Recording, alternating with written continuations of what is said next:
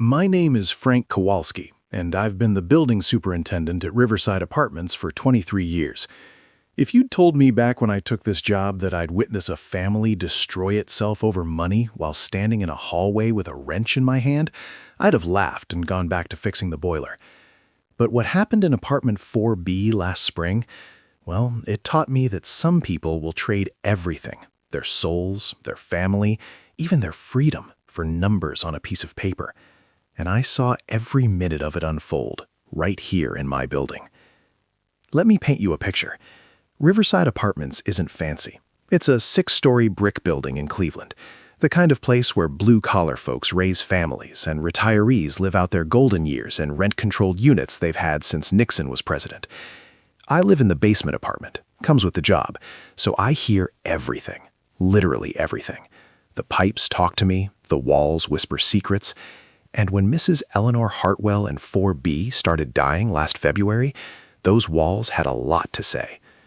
Eleanor had lived in 4B for 37 years. I knew her from the day I started this job. She was 79 years old, a widow, tough as nails but with a heart of gold.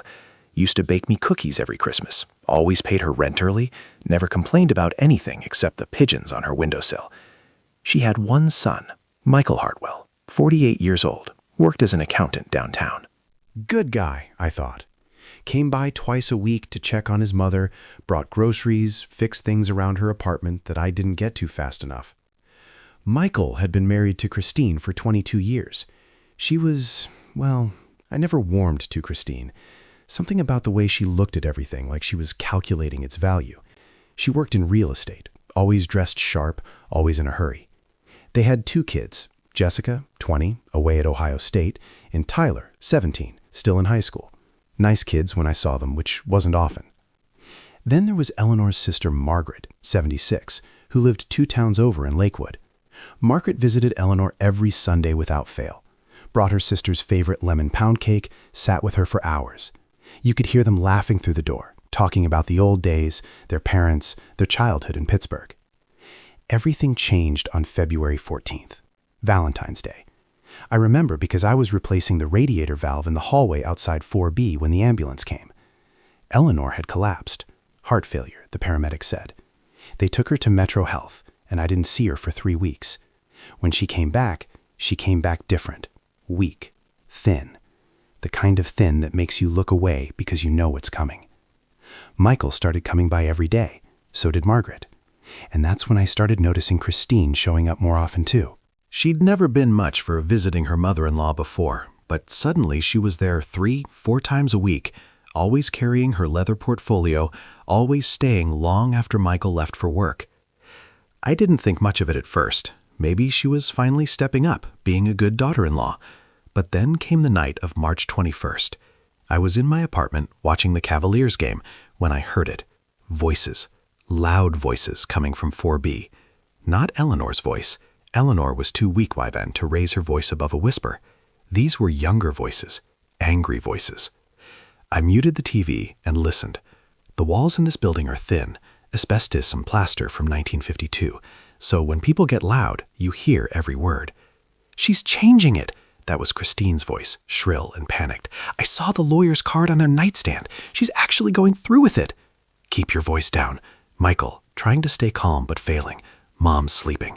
"I don't care if she's sleeping, Michael. Do you understand what this means? She's cutting us out after everything we've done for her." "We don't know that." "Don't be naive. Your aunt has been here every single day, poisoning her mind against us. 20 years we've helped your mother, and now she's going to leave everything to Margaret? The house in Shaker Heights, the bonds, the life insurance, all of it?" I sat there in my recliner, staring at the muted television, and something cold settled in my stomach. Eleanor owned her apartment, one of only 4 owner-occupied units in the building, plus a rental property in Shaker Heights worth at least $400,000, and there were the investments her late husband had left her. Eleanor had mentioned to me once, years ago, that she'd put everything in a trust, so Michael won't have to worry about probate, she'd said. It'll all go to him, clean and simple. But apparently, clean and simple was about to become complicated. The argument went on for another 10 minutes, getting uglier. Christine accused Margaret of manipulation. Michael tried to play peacemaker, suggesting they talk to Eleanor directly. Christine said something I couldn't quite make out, and then I heard footsteps, a door slamming, and silence. I turned the game back on, but I couldn't focus. Something about the desperation in Christine's voice bothered me. It wasn't grief. It wasn't concern for Eleanor. It was pure, naked fear of losing money. The next day, March 22nd, I saw Michael leaving for work around 7:30 a.m. He looked exhausted, bags under his eyes, tie crooked. He gave me a weak wave as he passed. Christine's BMW was still in her parking spot, which was unusual. She normally left for her real estate office by 8. Around 9 a.m., I was fixing a leaky faucet in 2C when Mrs. Rodriguez, who lives in 5B directly above Eleanor's apartment, called down to me from the stairwell. Frank, you need to come up here." Something smells terrible. I grabbed my toolbox and climbed the stairs. The closer I got to the 4th floor, the worse it got. By the time I reached the landing outside 4B, the smell was overwhelming. Rotten, sweet, thick. It filled your nose and stuck in your throat. I'd been a superintendent long enough to know that smell. It's the smell of death. My hands were shaking when I knocked on Eleanor's door. "Mrs. Hartwell? Michael? It's Frank. I'm getting complaints about a smell. You folks okay in there?" Nothing. I knocked again, harder. "Eleanor? I'm coming in with my master key if you don't answer." Still nothing. I unlocked the door and pushed it open. The smell hit me like a physical force, and I had to step back, coughing. I pulled my shirt up over my nose and mouth and stepped inside. The apartment was dim. The curtains were drawn. The only light came from the kitchen, where the fluorescent fixture buzzed overhead. And there, in the living room, in her favorite recliner facing the television, was Eleanor Hartwell. She was dead. Had been for at least a day, maybe more. Her head was tilted back, mouth open slightly, eyes closed. She looked peaceful, actually. Except she wasn't, because Eleanor hadn't died peacefully in her sleep.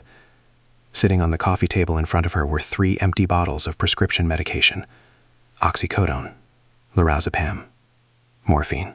Bottles that had been full just days before, according to the pharmacy labels dated March 18th. And next to the bottles was a note, handwritten on Eleanor's personal stationery, the kind with the little violets in the corner that she'd ordered from a catalog. I didn't touch anything. I backed out of the apartment slowly, my heart hammering, and called 911 from the hallway.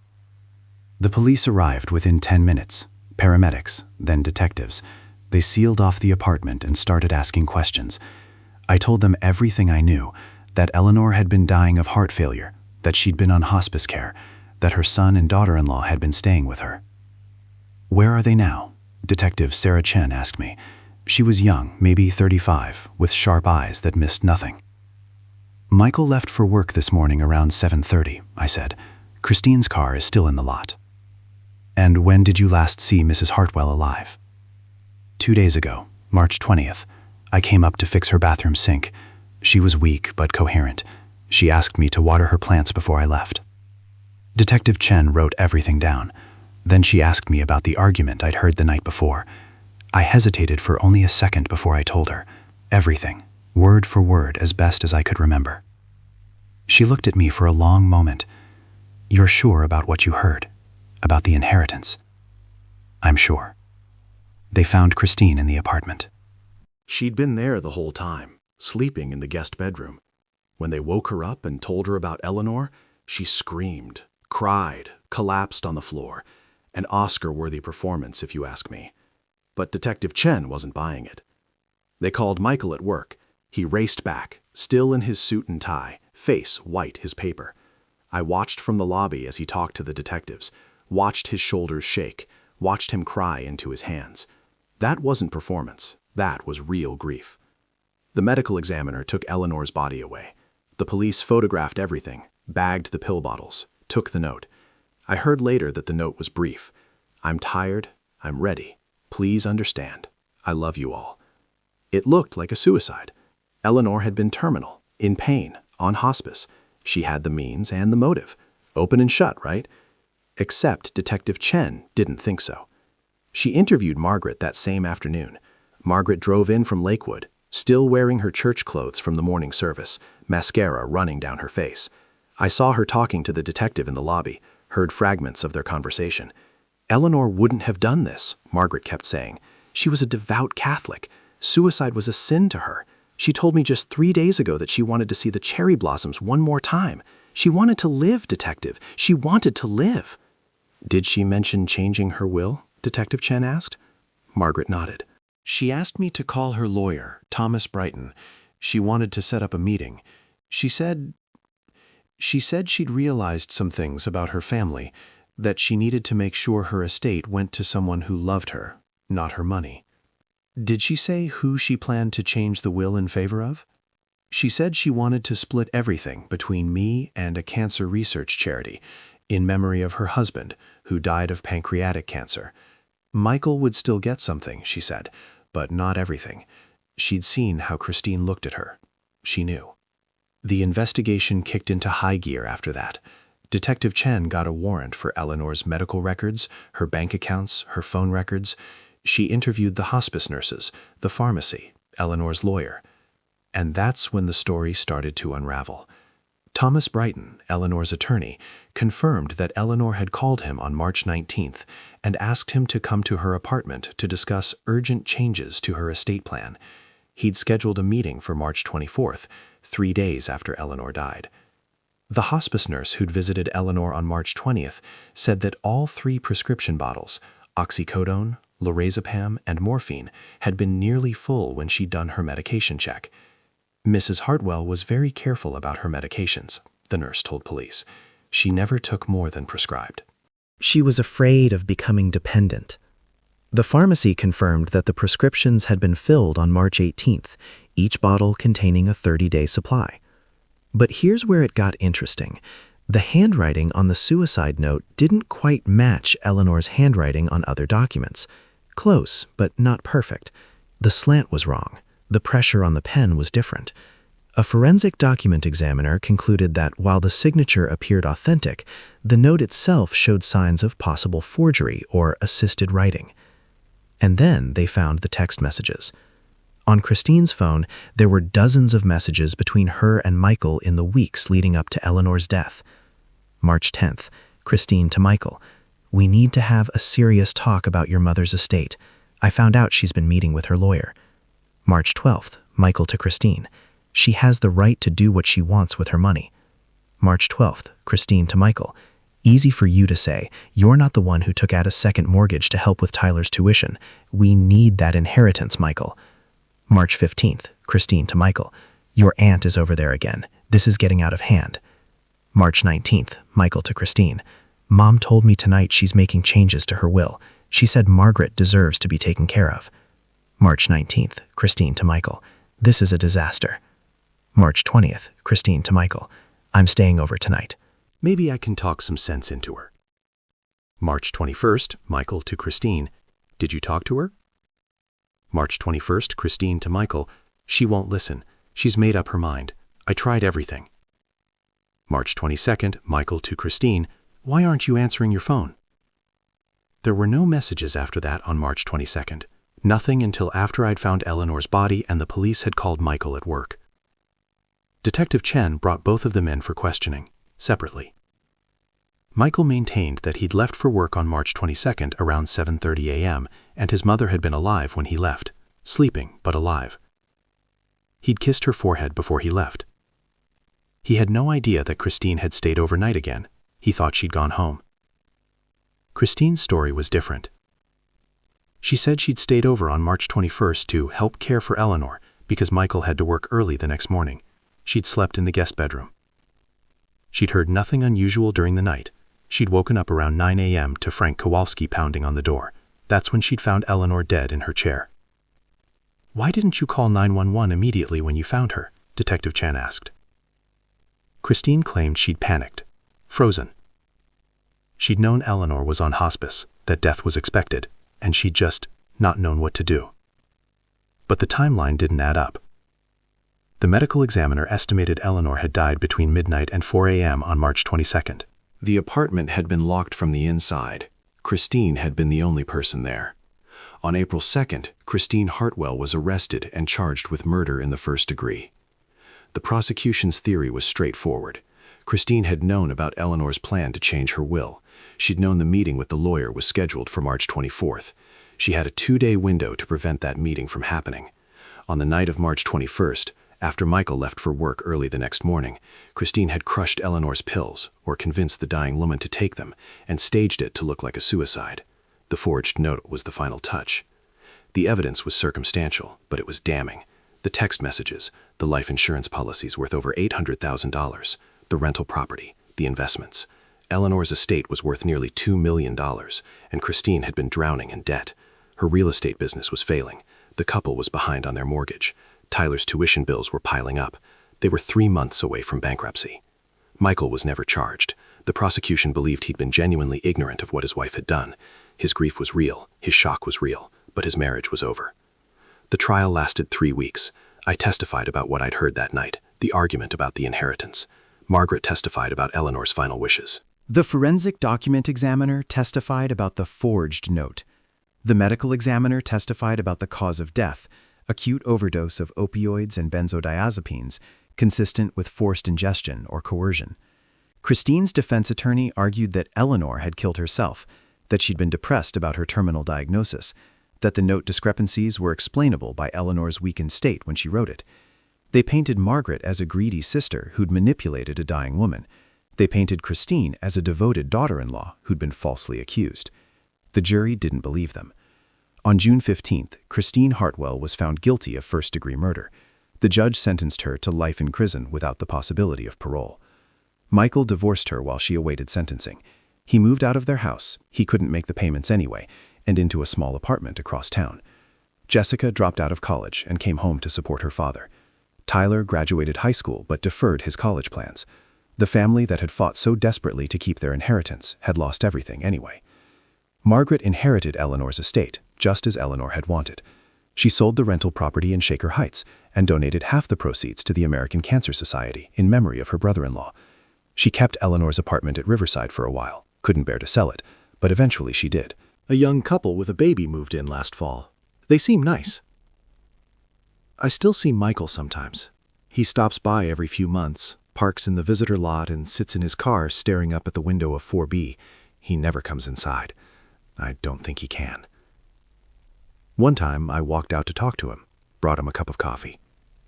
We sat there in silence for a while before he finally spoke. "I should have seen it," he said. "The way she talked about money. The way she looked at Mom's things. I should have known she was capable of this." "You loved her," I said. "People don't see the worst in people they love." "Mom knew. Mom saw it. That's why she wanted to change the will.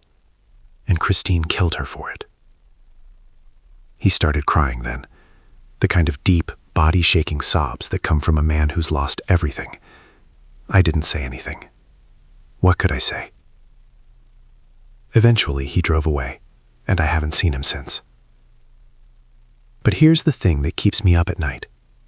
The thing I think about every time I pass 4B.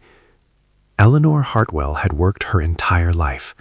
She'd raised a son, buried a husband, saved every penny, made smart investments, bought property. She'd built something real, something valuable, something to leave behind. And in the end, that legacy, the thing she'd worked so hard to create, became the thing that killed her. Not cancer, not heart failure. Greed. Christine Hartwell traded her freedom, her family, and her soul for money she never even got. She murdered a dying woman who had maybe 3 months left to live anyway. 3 months. That's all Eleanor had left, and Christine couldn't even give her that. I've been a building superintendent for 23 years.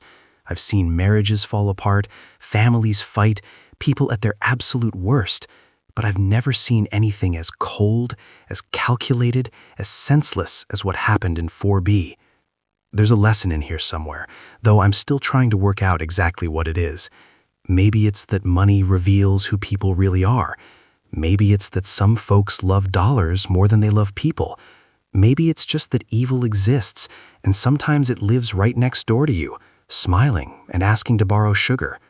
Whatever the lesson is, I learned it the hard way.